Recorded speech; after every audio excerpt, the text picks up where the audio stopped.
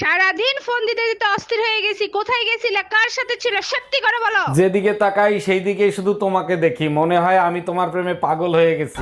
বাবু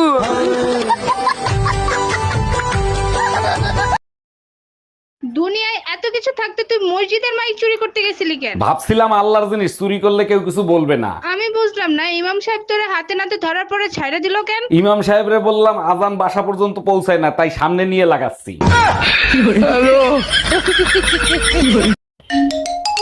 hello baby, তাড়াতাড়ি বলো কি হয়েছে। সুসংবাদ আছে, আমাদের না একসাথে 3টা বাচ্চা হয়েছে। এইটা কেমনে সম্ভব? সবার হয় একটা দুইটা, তোমার 3টা কি করে হলো? থাকো তো দেশের বাইরে, যখন আসো কুত্তার মতো ঝাপাই পড়ো, তাই হইছে।